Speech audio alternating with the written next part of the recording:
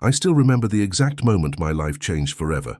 It wasn't when I inherited millions, that came later. It was on a rainy Tuesday evening at Murphy's Diner, where I'd been working double shifts for 3 years just to pay for community college. I was wiping down table 7 when David walked in, shaking raindrops from his expensive coat. He was everything I wasn't supposed to want. Tall, confident, with that easy smile that came from never worrying about rent money. His family owned half the commercial real estate in our city, and everyone knew the Ashford name. But when he sat in my section that night and looked up at me with those warm brown eyes, I forgot about the social divide between us. "Coffee, black, and whatever pie you recommend," he said, and I swear my heart skipped a beat. That's how it started. David became a regular, always requesting my section. We'd talk during quiet moments, about books, dreams, the future. He never made me feel small or insignificant. He listened when I told him about my plans to transfer to a 4-year university, about my mother who cleaned office buildings at night to help pay my tuition. 3 months later, he asked me out properly. Not just coffee at the diner, but a real date. I said yes before he finished the question. For 6 magical months, we lived in our own bubble. David would pick me up after my shifts in his BMW, and we'd drive to the lake where no one from his world could see us together.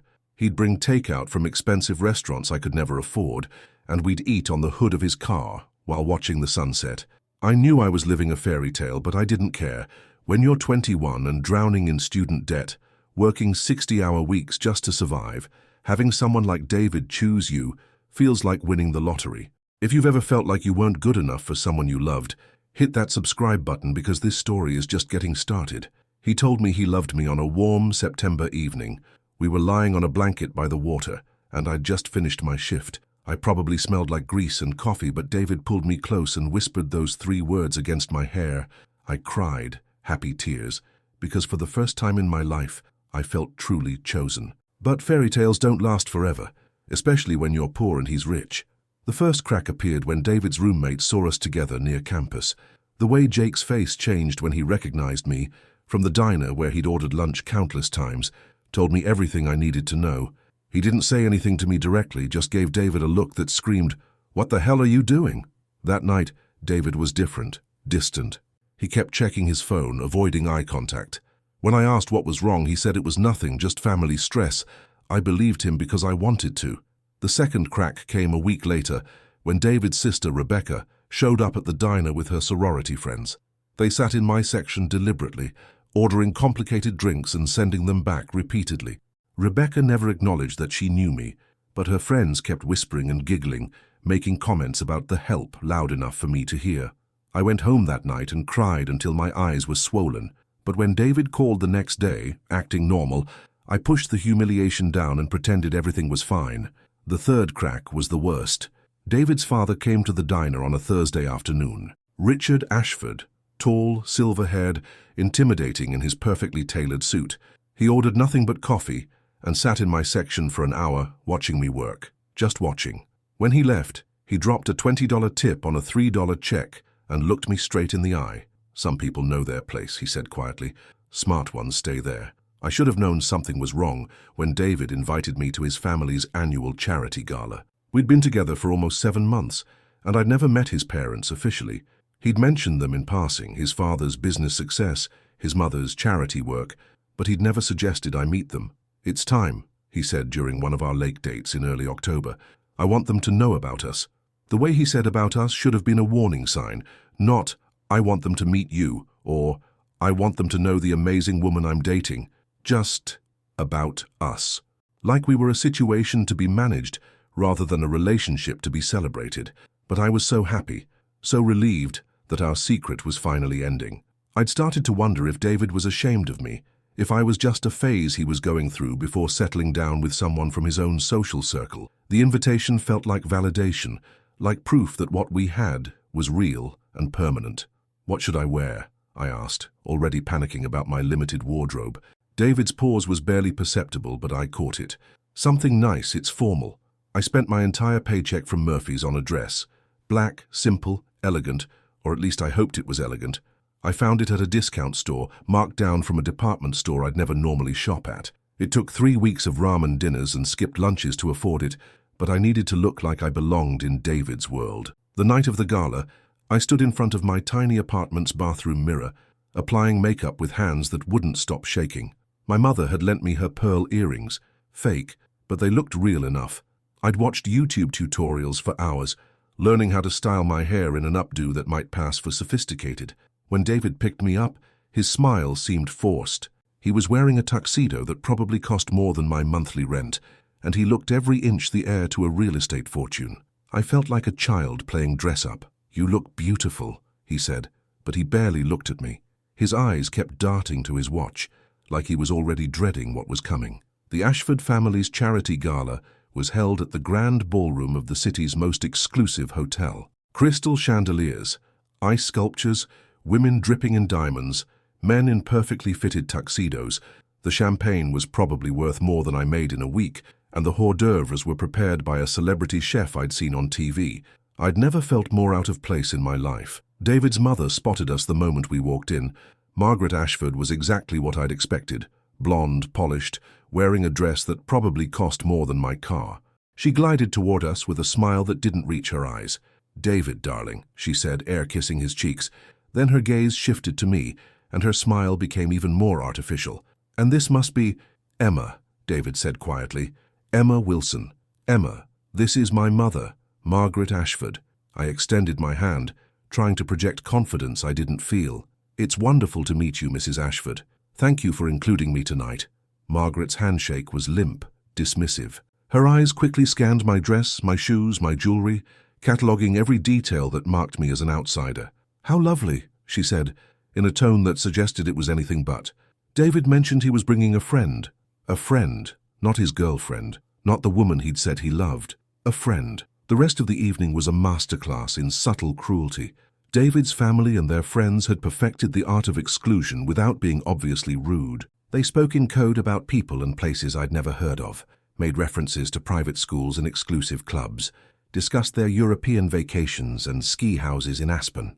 When someone asked what I did, and I mentioned working at Murphy's while attending community college, the conversation stopped dead. An uncomfortable silence stretched until someone quickly changed the subject to safer territory, like their children's admissions to Ivy League schools or their latest charity board appointments. Rebecca appeared at one point with a group of her friends, all perfectly coiffed and wearing designer gowns. "Oh," she said when she saw me, her voice dripping with false sweetness. "You're the girl from the diner. How quaint that you're here." David said nothing to defend me, just stood there, looking increasingly uncomfortable as his sister and her friends giggled behind their champagne flutes. The worst moment came during dinner. I was seated between David and an older woman who'd introduced herself as Mrs. Hamilton, a family friend. She spent the entire meal talking across me to David about people I didn't know, completely ignoring my attempts to join the conversation. When I finally managed to ask a question about the charity the gala was supporting, Mrs. Hamilton looked at me like I'd spoken in a foreign language. "Oh," she said with a patronizing smile, "how thoughtful of you to be interested in philanthropy. Do you do much charity work at your restaurant?" The way she said restaurant made it sound like I worked somewhere unsavory. I felt my cheeks burn with embarrassment. "It's actually a diner," I corrected quietly, "and I volunteer at the local literacy center when I have time between work and school." "How admirable," Mrs. Hamilton said dismissively before turning back to David. "Now about the Peterson account your father mentioned." I spent the rest of dinner in silence, pushing expensive food around my plate while feeling completely invisible. David barely spoke to me, his attention constantly pulled away by family members and business associates who clearly wanted to discuss things I couldn't contribute to. As the evening wore on, I began to understand what was happening. This wasn't an introduction to his family, it was a demonstration. They were showing me exactly where I stood in their world, which was nowhere at all. The ride home from the gala was torture. David drove in silence, his jaw clenched, his hands gripping the steering wheel so tightly his knuckles were white. I kept replaying the evening's humiliations, wondering if I'd imagined the cruelty, or if it had been as obvious as it felt. "That went well," I finally said, my voice barely above a whisper. David let out a bitter laugh. "Did it?" I turned to look at him, studying his profile in the glow of the streetlights we passed. "David, what's wrong? You've been acting strange all week." He was quiet for so long I thought he wasn't going to answer. When he finally spoke, his voice was cold, distant. Nothing like the warm, caring tone I'd fallen in love with. "We need to talk." Those 4 words sent ice through my veins. Every woman knows what "we need to talk" means, especially when said in that tone, but I wasn't prepared for what came next. David drove to our usual spot by the lake, but instead of parking close to the water where we'd shared so many happy moments, he stopped in the empty parking lot. The distance felt symbolic, like he was already pulling away from everything we'd built together. "Emma," he began, still not looking at me, "these past few months have been complicated." "Complicated?" I repeated, my heart starting to race. "What do you mean?" Finally, he turned to face me, and I saw a stranger looking back. The warmth in his eyes was gone, replaced by something that looked almost like disgust. "Look at tonight," he said. "You didn't belong there. You couldn't even hold a basic conversation with my mother's friends. You have nothing in common with my family, my world." Each word was a knife in my chest.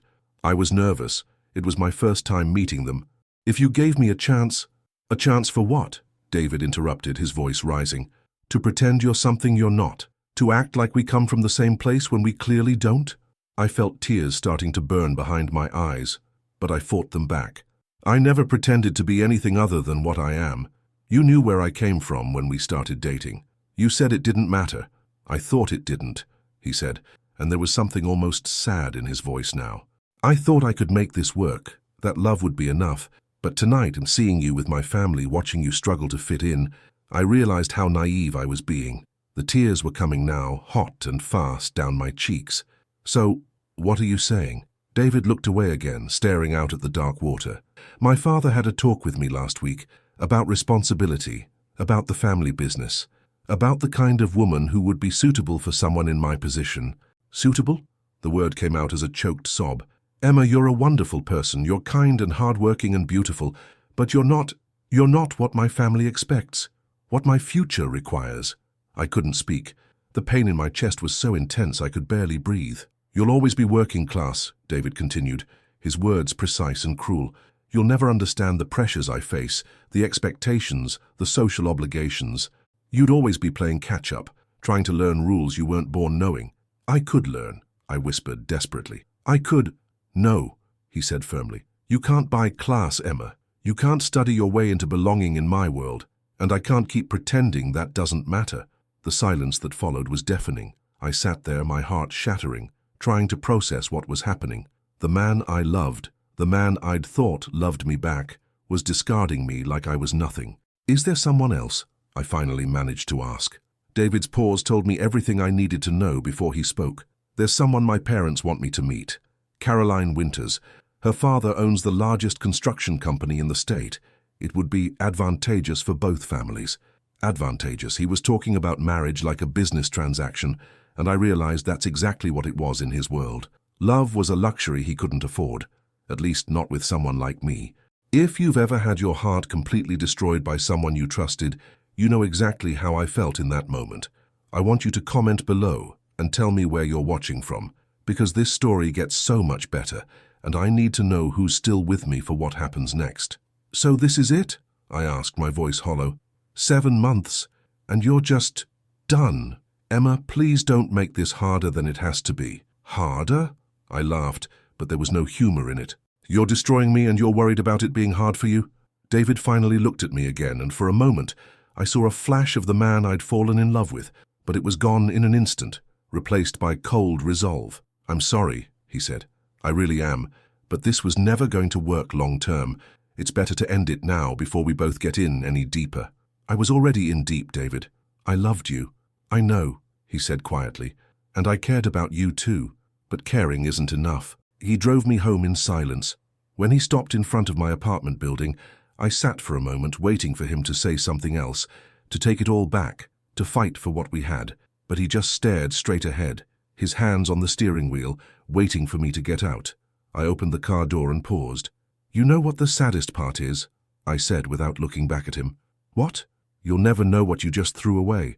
You'll marry your Caroline Winters and live your perfectly planned life, and you'll never realize that you just lost the one person who loved you for who you really are, not what you have." I got out and walked toward my building without looking back. I heard his car pull away as I climbed the stairs to my apartment, and I knew I'd never see David Ashford again. At least, that's what I thought at the time. I spent the next 3 days in bed, calling in sick to work and skipping classes. My mother found me on the third day, still in my pajamas, surrounded by empty ice cream containers and tear-soaked tissues. "Baby girl," she said, sitting on the edge of my bed, "you've got to get up. You've got a life to live." "No, I don't," I sobbed. "I'm exactly what he said I am. I'm poor, I'm nobody, and I'll never be anything more." My mother was quiet for a long moment. Then she stood up and walked to my closet, pulling out a suitcase. "What are you doing?" I asked. "Packing," she said matter-of-factly. "You're leaving." "Leaving? For where?" She turned to face me, and I saw determination in her eyes that I'd never seen before. "Your grandmother left you some money. Not much, but enough. You're going to finish your degree somewhere far away from here, somewhere nobody knows your story or his name." "Mum, I can't just run away." "You're not running away," she said firmly. "You're running towards something better. And someday, when you've built the life you deserve, you'll come back here and show everyone exactly who Emma Wilson really is." I didn't believe her then. I couldn't imagine ever feeling strong again, let alone successful or confident. But my mother was right about one thing: I needed to leave. Every street corner in that town held memories of David. Every familiar face might know about my humiliation. 2 weeks later, I transferred to a university 3 states away. I left behind everything I knew, including the broken pieces of my heart. But I also left behind the girl who thought she wasn't good enough for David Ashford's world. That girl was never coming back. 10 years. That's how long it took for the universe to set up the most beautiful irony I've ever witnessed. 10 years for David Ashford to go from the golden boy who had everything to a desperate man begging for scraps. I found out about his downfall the same way I found out about everything else in his life after I left, through social media and local news that I definitely shouldn't have been following. But let's be honest, when someone breaks your heart the way David broke mine, you never really stop checking up on them, hoping they're either miserable or that you've finally stopped caring. In David's case, it was definitely the former. The Ashford real estate empire, which had seemed so untouchable when I was 21, had been crumbling for years.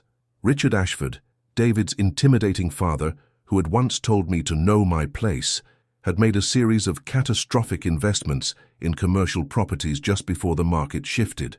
The family business was leveraged to the breaking point, propped up by loans they could barely service.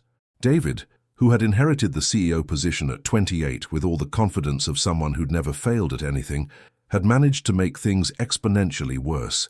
He'd expanded aggressively into markets he didn't understand, chasing the kind of quick profits that make for great business school case studies about hubris and poor decision-making. The irony wasn't lost on me. The man who had rejected me for not understanding the pressures he faced and the expectations of his position had spectacularly failed to meet those very expectations himself. But the real catalyst for his destruction wasn't poor business decisions. It was Caroline Winters. Remember Caroline? The advantageous match his parents had wanted him to make? Well, David had married her, just as planned. A beautiful society wedding covered in all the local papers, the merger of 2 powerful families, everything the Ashfords had wanted. Except Caroline turned out to be a nightmare. She was beautiful, connected, and came from money, everything I supposedly wasn't. She was also vindictive, materialistic, and had an addiction to prescription pills that she funded through increasingly elaborate schemes. By the time David realized what he'd married, Caroline had already burned through most of her own trust fund and had started working on his.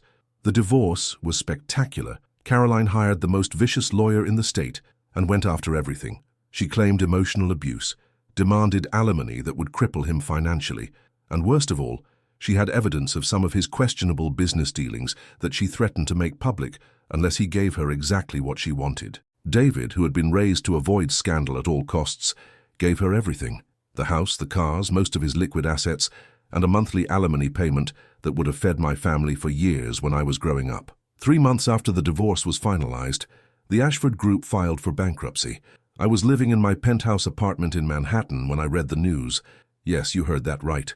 Penthouse apartment. Because while David was busy destroying everything his family had built, I was building something extraordinary of my own. But I'm getting ahead of myself. Let me tell you how I went from a heartbroken waitress to one of the most successful real estate developers on the East Coast. It started with my grandmother's will. When I moved away to finish my degree, my mother had mentioned that my grandmother had left me some money. What she hadn't told me was exactly how much, probably because she was afraid I'd waste it on clothes and parties like most college students. My grandmother, Rose Wilson, had been a quiet woman who lived in a tiny house and wore the same 3 dresses for as long as I could remember. What I didn't know was that she had been buying properties for 40 years.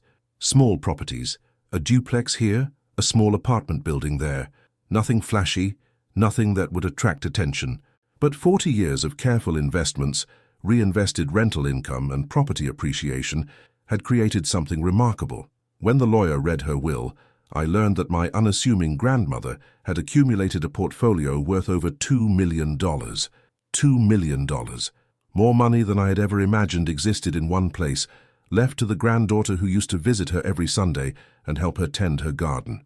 The will came with a letter, written in my grandmother's careful handwriting. "Emma, dear, money isn't about being rich, it's about being free. Use this to build something that no one can ever take away from you." I cried for hours after reading that letter, not just because of the money, but because I realized that my grandmother had always known I was destined for something bigger than Murphy's Diner. She had seen potential in me that I couldn't see in myself. But having money and knowing what to do with it are 2 very different things. I was 22, heartbroken and terrified of making the wrong decision. So I did what any smart person would do. I educated myself. I spent my junior and senior years taking every business, finance, and real estate course my university offered. I read every book I could find about property investment and development. I interned with a commercial real estate firm during summers, working for free just to learn the business. Most importantly, I learned to think differently about money and class. David had rejected me because I was poor, because I didn't come from wealth, because I didn't understand his world. But what he failed to realize was that being poor had given me something his privileged upbringing never could: hunger. When you've worked 60-hour weeks just to pay rent, when you've chosen between textbooks and groceries, when you've watched your mother clean office buildings at night so you could have opportunities she never had, you develop a work ethic that money can't buy. You also develop an appreciation for what things are really worth. While David was learning to spend his family's money on status symbols and social obligations, I was learning to make money work for me. While he was playing golf at country clubs and attending charity galas, I was studying market trends and analyzing property values. By the time I graduated, I had turned my grandmother's $2 million into $4 million through careful investments in undervalued properties near growing university campuses. I had a business plan, a network of contacts, and most importantly, the confidence that comes from earning every dollar yourself. I started small, buying rundown properties in developing neighborhoods, renovating them myself. Yes, I learned to do construction work, and either selling them for profit or keeping them as rental properties. I was hands-on in a way that David, with his MBA and his inherited position, could never understand. The business grew faster than I had ever imagined. Within 5 years, I owned over 50 properties across 3 states. Within 7 years, I had my own development company, building affordable housing that actually looked beautiful and functional.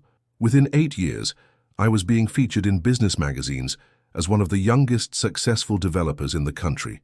But success wasn't just about the money, it was about proving something to myself. Every property I bought, every building I developed, every deal I closed was proof that David Ashford had been completely wrong about me.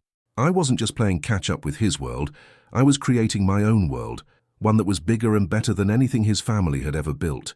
And now, after 10 years of work, sacrifice and growth, I was about to prove it to him too. The call came on a Tuesday morning, while I was reviewing plans for my latest development project, a sustainable housing complex that would provide affordable homes for working families. The irony of working on something David's family would have considered beneath them wasn't lost on me. "Ms. Wilson," my assistant Sarah said through the intercom, "there's a Mr. James Mitchell on line 2. He says he represents a company that's interested in discussing a potential investment opportunity with you." I almost told her to take a message. My company, Wilson Development Group, was doing well enough that I rarely needed outside investors. But something about the urgency in her voice made me pick up the phone. "This is Emma Wilson." "Miss Wilson, thank you for taking my call." The voice was professional, smooth. "My name is James Mitchell, and I represent a client who is very interested in discussing a substantial investment opportunity with your company." "What kind of opportunity?" I asked, leaning back in my chair. I'd heard this pitch before. usually from people who wanted to throw money at my projects in exchange for unrealistic returns. My client's company is facing some financial difficulties. They're looking for an investor who might be interested in acquiring their assets, or potentially the entire company. Now he had my attention. Acquisition opportunities were rare in my business, especially when they came from established companies. What company are we talking about? There was a pause on the other end of the line. The Ashford Group. The name hit me like a physical blow. I hadn't heard it spoken aloud in years, though I'd been following their decline through business publications and local news. My hand tightened on the phone receiver. The Ashford Group, I repeated carefully, my voice giving nothing away. Yes, ma'am. They're a commercial real estate development company based here in the city. They've been in business for over 30 years, with an extensive portfolio of properties and development rights. However, they've recently encountered some financial challenges that have made them motivated sellers. Financial challenges. Such a polite way to say they were broke. And why would your client think I'd be interested in their company? Well, ma'am, Wilson Development Group has an excellent reputation for turning around distressed properties and development projects. My client believes that with the right leadership and financial backing, the Ashford Group's assets could be extremely valuable. I was quiet for a long moment, my mind racing. This was it. The moment I had been unconsciously working toward for 10 years. The chance to face David Ashford, not as the poor waitress he had discarded, but as the successful businesswoman who could save or destroy what was left of his family's legacy. I'd be interested in hearing more, I said finally. But I'll need complete financial records, asset valuations, and a detailed breakdown of their current obligations before I consider any kind of offer. Of course, my client is prepared to provide full transparency. They're quite motivated to find a solution quickly. How quickly? They're hoping to have something in place within the next 2 weeks. Desperate. They were absolutely desperate. Set up a meeting, I said. But I want to meet with the company principals directly, not through intermediaries. If I'm going to invest in a company, I need to look the decision makers in the eye. I'll need to check with my client, but I believe that can be arranged.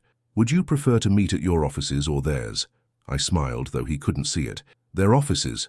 I want to see exactly what I'd be buying. After I hung up, I sat in my office for a long time, staring out at the Manhattan skyline. Sarah came in once to ask about lunch, took one look at my face and quietly backed out without saying anything. I thought about that night 10 years ago when David had driven me home for the last time, when he'd told me I would never understand his world, that I would always be playing catch-up trying to learn rules I wasn't born knowing. If you're wondering whether I felt guilty about what I was planning, let me be clear. I didn't. This wasn't about revenge exactly. It was about justice. David had rejected me because he thought I wasn't good enough for his world. Now I was going to show him that I had built something so much better than his world that I could buy and sell it without thinking twice. The meeting was scheduled for the following Friday at 2 o'clock. The Ashford Group offices were in the same building they'd always been in, a prestigious downtown high-rise that had once seemed impossibly elegant to my 21-year-old eyes. Now walking into the marble lobby in my custom-tailored suit and designer heels, I felt like I belonged there more than they did. The receptionist, a young woman about the age I'd been when I'd first met David, directed me to the conference room on the 20th floor. As I rode the elevator up, I caught my reflection in the polished steel doors. The woman looking back at me bore little resemblance to the girl who had once worn a discount store dress to try to impress the Ashford family. My hair was professionally styled, my makeup flawless but understated. My suit probably cost more than I used to make in 3 months at Murphy's Diner, but the biggest change wasn't in how I looked, it was in how I felt. Confident, powerful, completely in control. The elevator doors opened, and I stepped into the hallway that would lead me face to face with my past. The conference room was exactly as I remembered it from the photos I'd seen in business magazines over the years. Floor-to-ceiling windows overlooking the city, a massive mahogany table, expensive art on the walls. But there was something different about it now, something I couldn't quite put my finger on until I realized what it was. Desperation. The room reeked of desperation. James Mitchell was already there, a nervous-looking man in his 50s, wearing a suit that had seen better days. He stood up when I entered, extending his hand with a smile that didn't reach his eyes. "Ms. Wilson, thank you so much for coming.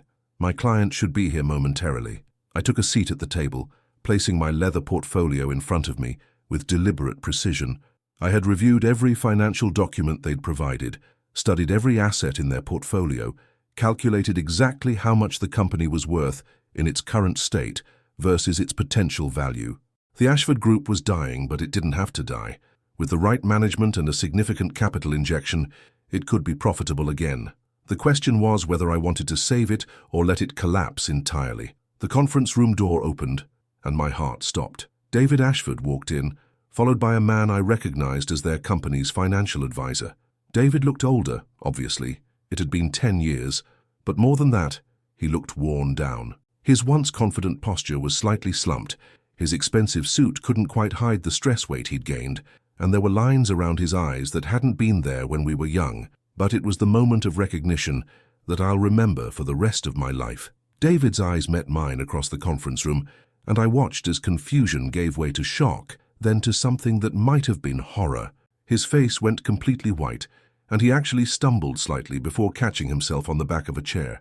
"Emma," he said, my name coming out as barely more than a whisper. "Hello, David." My voice was calm, professional, giving nothing away. "Please have a seat. I understand you have a business proposition for me." The financial advisor, clearly confused by the tension in the room, looked back and forth between us. "I'm sorry, do you two know each other?" "We have a history," I said before David could respond, "but that's not why we're here today. Mr. Mitchell, perhaps you could walk us through the current financial situation." The next hour was surreal. I sat across from the man who had once told me I would never belong in his world, listening to him essentially beg me to save everything his family had built. The numbers were even worse than I'd expected. The Ashford Group was 3 months away from complete collapse. They owed money to contractors, suppliers, and investors. Several of their development projects were stalled due to lack of funding. They were facing lawsuits from buyers whose homes were never completed. The company that had once seemed so powerful and untouchable was drowning in debt and mismanagement. David barely spoke during the presentation. He kept staring at me like he was seeing a ghost, which in a way he was. The poor waitress he had discarded was gone forever, replaced by someone he was clearly struggling to recognize. When the financial advisor finished his presentation, I opened my portfolio and pulled out my own analysis. "Based on the information you've provided," I said, "the Ashford Group has assets worth approximately $15 million, but liabilities totaling $22 million. You're operating at a $7 million deficit, not including the ongoing costs of operations and debt service." David's advisor nodded grimly. "That's accurate. However," I continued, "many of your assets are undervalued in the current market. With proper management and sufficient capital investment, this company could be profitable within 18 months. I saw hope flicker in David's eyes for the first time since he'd walked into the room. "What kind of investment are we talking about?" Mitchell asked. $10 million, I said without hesitation. "Cash injection, debt restructuring, and a complete reorganization of management and operations." The room was silent.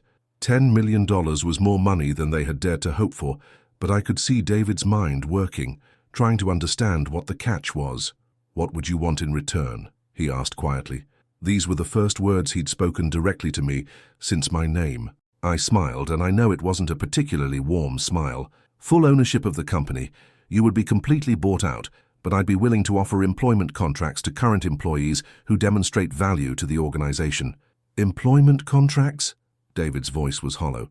"You would have the opportunity to stay on as a project manager, reporting to my team. Your expertise in the local market could be valuable, assuming you're willing to learn some new approaches to the business. Let me take a moment to talk to all of you who are still watching this story unfold.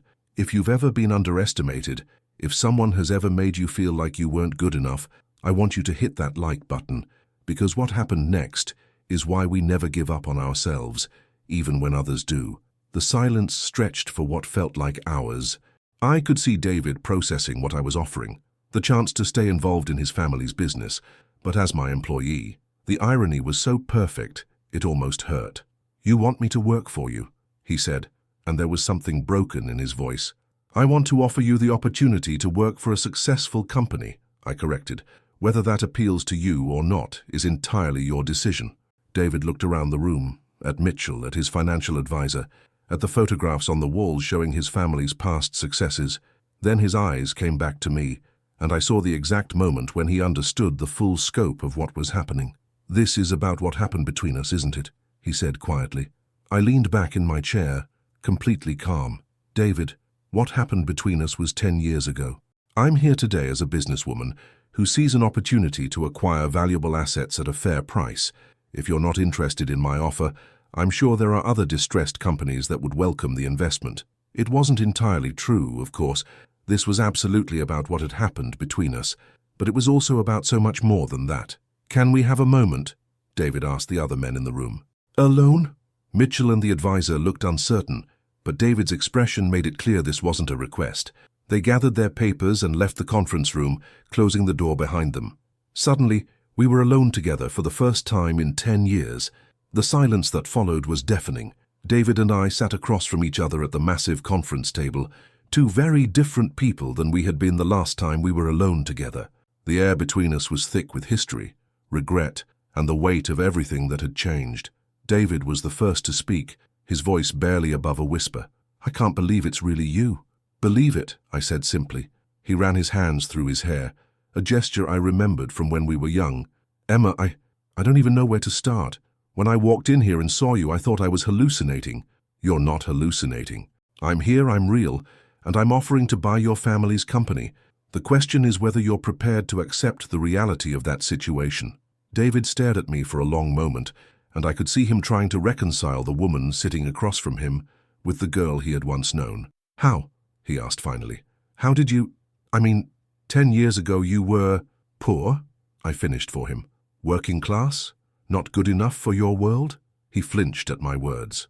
I never said you weren't good enough. I laughed, but there was no humor in it.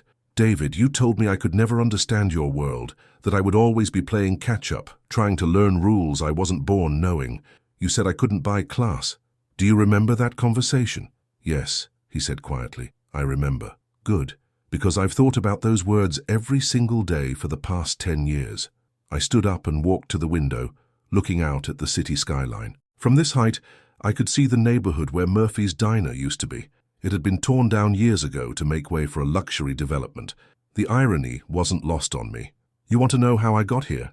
I continued without turning around. I got here by proving you wrong about everything.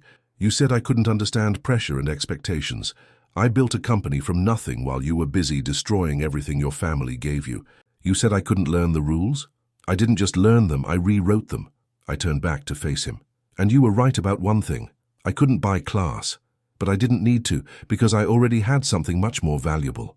I had the hunger that comes from having nothing, the work ethic that comes from needing everything, and the determination that comes from being told you're not good enough. David was quiet for a long time, staring down at his hands. When he finally looked up, there were tears in his eyes. I was wrong, he said, about everything, about you, about what mattered, about what kind of person I wanted to be. Yes, you were. The last 10 years have been hell, Emma. My marriage was a disaster. Caroline, she was everything my parents thought they wanted for me, and she nearly destroyed me. The business, I thought I knew what I was doing, but I was just a spoiled kid playing with money I didn't earn. I walked back to the table but didn't sit down.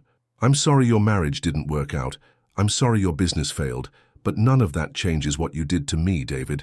You didn't just break up with me. You tried to destroy my self-worth. You made me believe I wasn't good enough, that I would never be good enough. I know, he whispered. I know, and I've regretted it every day since. Have you? I asked.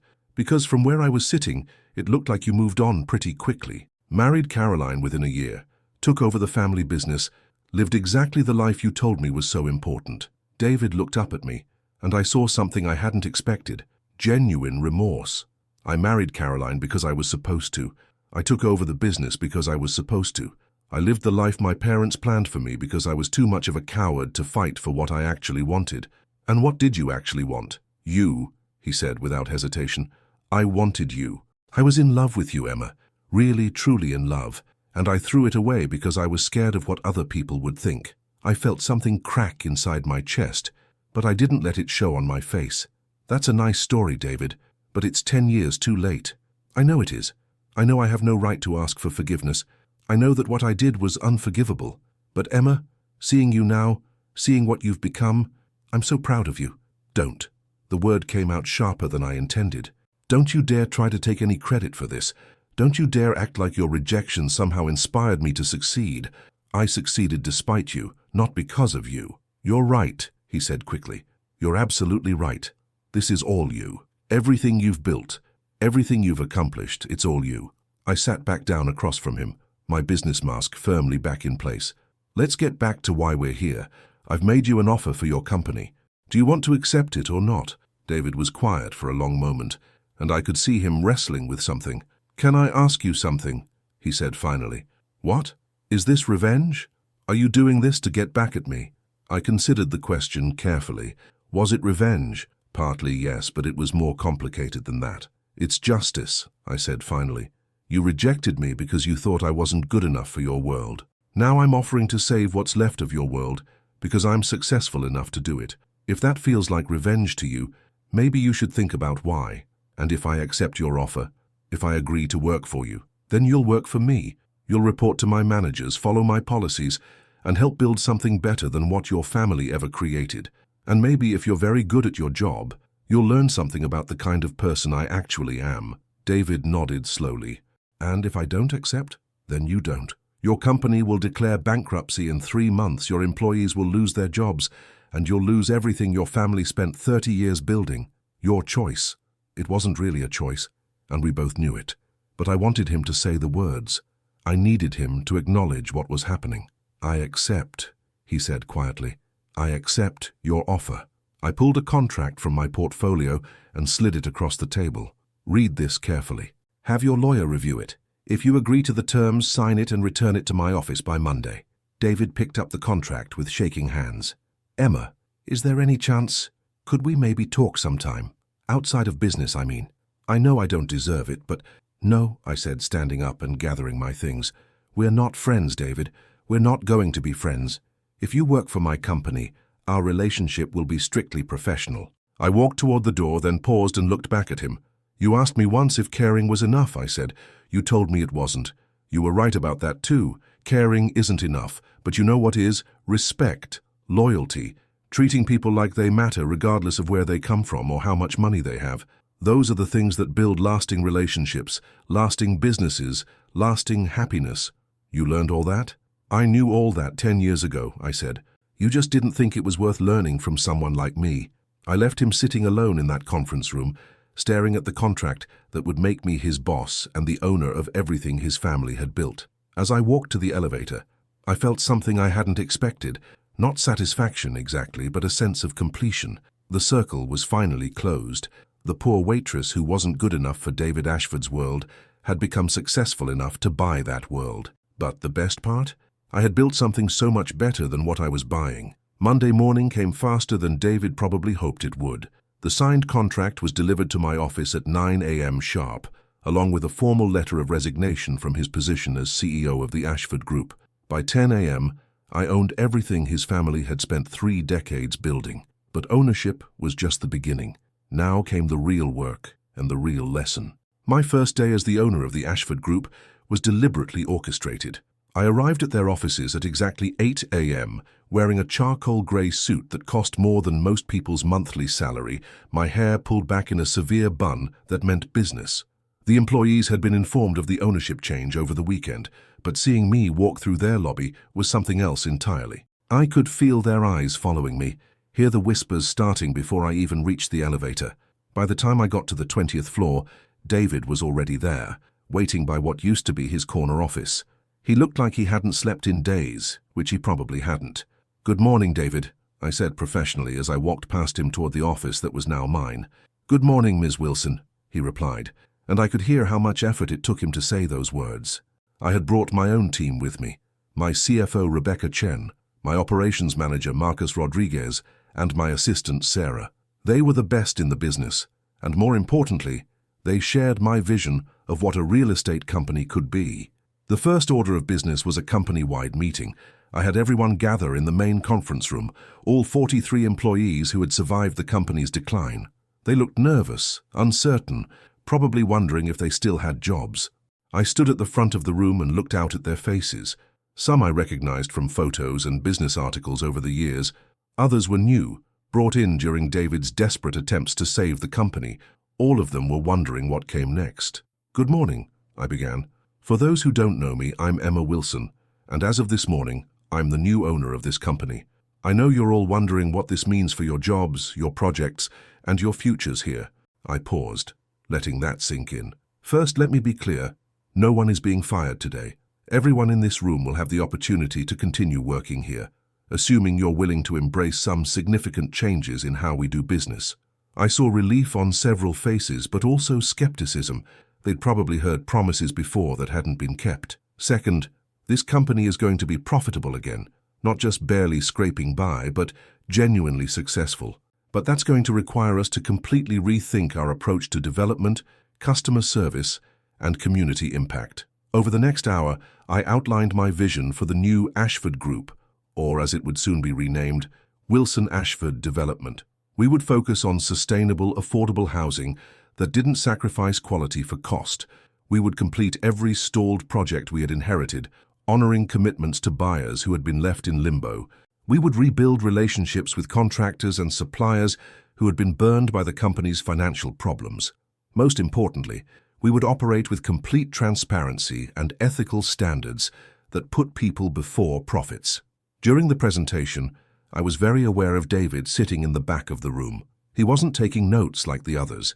He was just watching me, and I could see him processing the difference between the woman I had become and the girl he had known. After the meeting, I asked him to stay behind. "So," I said when we were alone, "what did you think of the presentation?" David was quiet for a moment. "It's ambitious. Some might say idealistic. Some might. What do you say?" "I think," he paused, choosing his words carefully. "I think it's the kind of company I wish we had built from the beginning." I nodded. "Your family's company had good bones, David. Solid assets, valuable development rights, a decent reputation before things went bad. But it was built on an old model. Make money first, worry about everything else later. And your model? Make a difference first. Build something that matters to the community. Treat employees and customers with respect. Operate sustainably. The money follows when you do everything else right." David looked around the conference room at the photos on the walls showing his family's past projects. "My grandfather started this company in 1985. He would have loved your approach." "What about your father?" David's expression darkened slightly. My father cared more about status than substance. He wanted to build monuments to himself, not homes for families." It was the first time I'd heard David criticize his family so directly. 10 years ago, he would have defended them against any perceived slight. "You're going to be working as a project manager," I said, "reporting to Marcus Rodriguez, my operations manager. Your starting salary will be $75,000 a year." David nodded. It was probably less than he used to spend on clothes in a year, but he didn't complain. "Can I ask what my responsibilities will be?" "You'll be overseeing the completion of the stalled residential projects, working directly with the families who have been waiting for their homes, learning what it's like to be accountable to people who saved for years to buy something you're building." The weight of that responsibility wasn't lost on him. "Emma, Ms. Wilson, I want you to know that I'm grateful for this opportunity.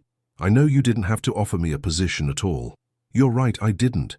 But despite everything that happened between us personally, you do know this business. And more importantly, you need to learn what it feels like to work for your success instead of inheriting it."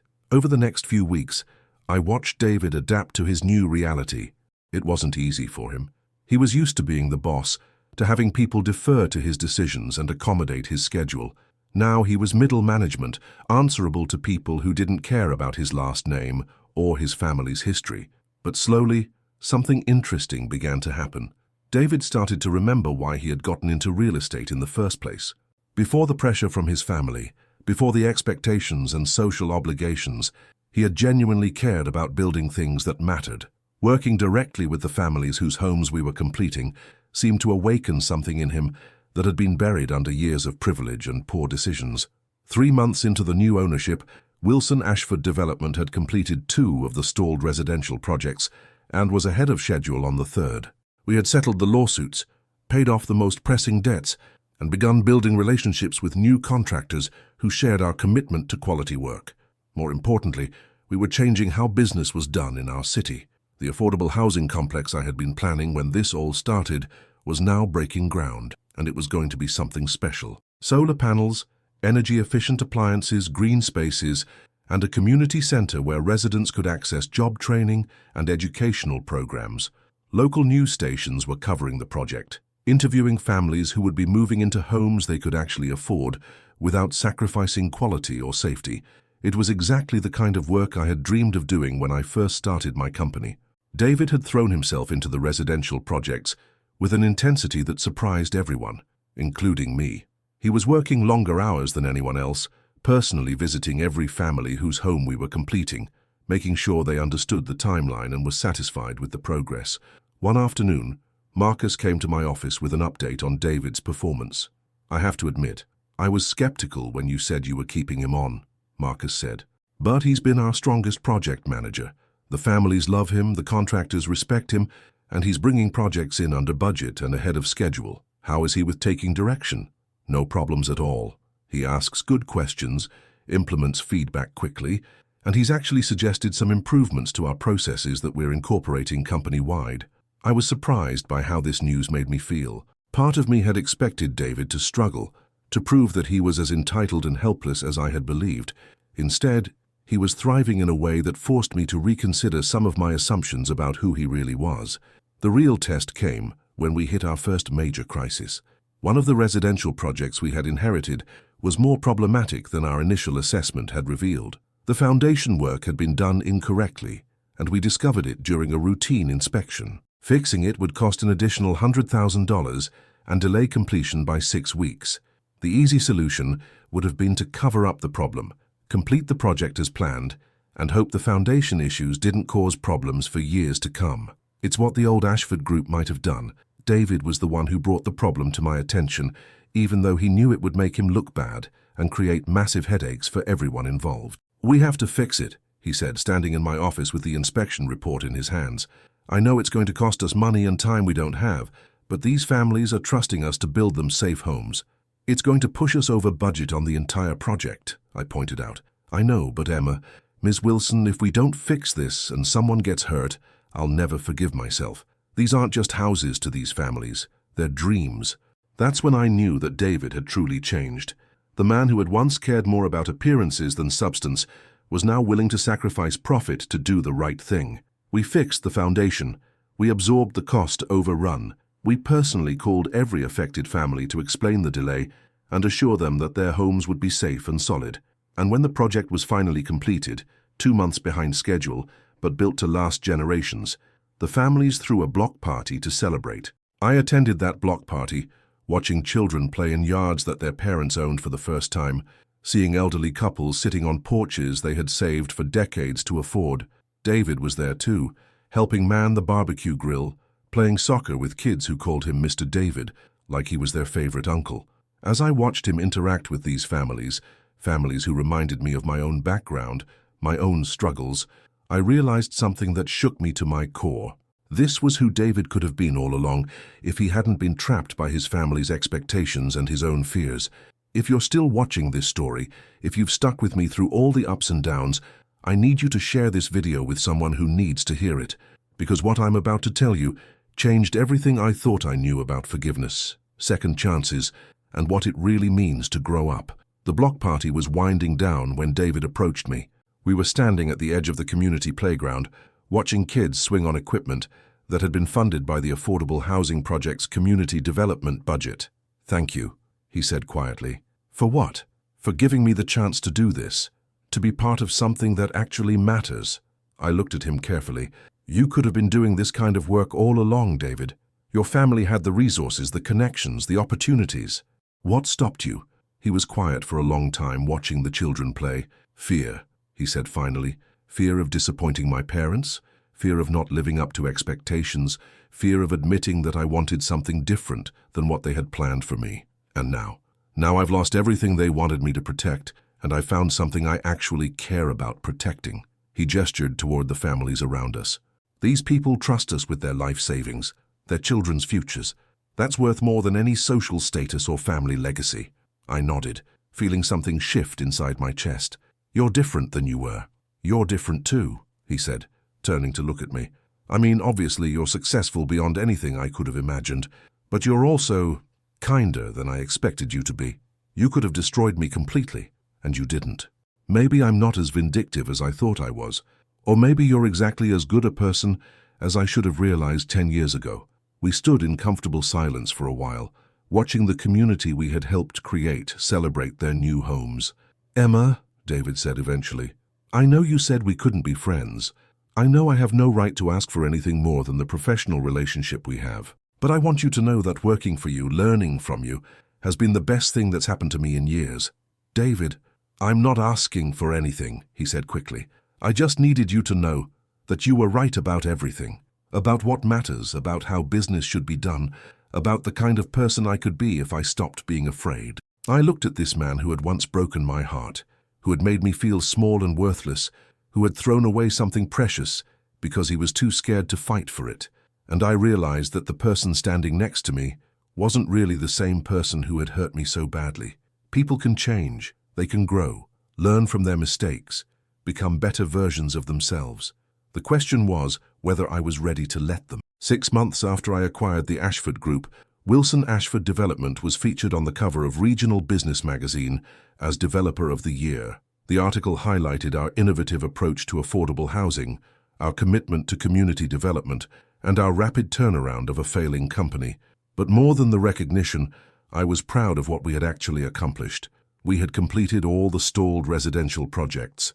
We had built relationships with contractors and suppliers based on mutual respect and fair payment terms. We had created jobs, housed families, and proven that you could be profitable while also being ethical. David had been promoted to Senior Project Manager, overseeing a team of 5 people working on our largest development yet, a mixed-income community that would provide both affordable and market-rate housing in an integrated neighborhood design. The personal dynamic between us had evolved too, though slowly and carefully. We weren't friends exactly, but we had developed a professional relationship built on mutual respect and shared goals. He had proven himself to be reliable, creative, and genuinely committed to the work we were doing. On the anniversary of my acquisition of his family's company, I was working late in my office when David knocked on my door. "Do you have a minute?" he asked. "Sure, come in." He sat down across from my desk, looking nervous in a way I hadn't seen since our first meeting in the conference room. "I wanted to give you this," he said, sliding an envelope across my desk. Inside was a check for $50,000. "What is this?" I asked. "It's the first payment," David said, "on what I owe you." "David, you don't owe me anything. Your salary, not financially," he interrupted. "Morally, emotionally, for what I put you through 10 years ago." I stared at the check, confused. "I don't understand. You saved my family's company. You gave me a job when you could have left me with nothing. You taught me how to do work that actually matters.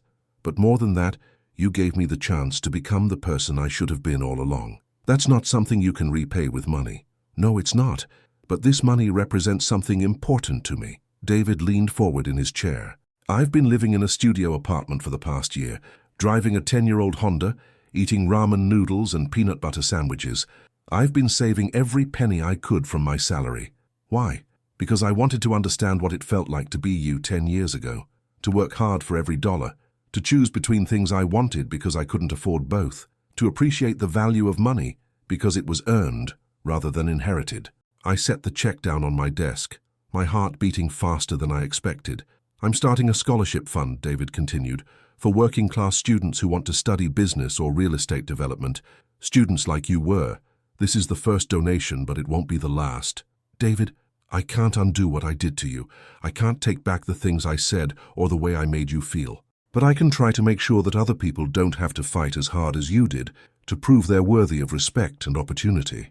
I was quiet for a long moment, processing what he was telling me. "You don't have to do this to earn my forgiveness," I said finally. "I'm not doing it for your forgiveness," he replied. "I'm doing it because it's right.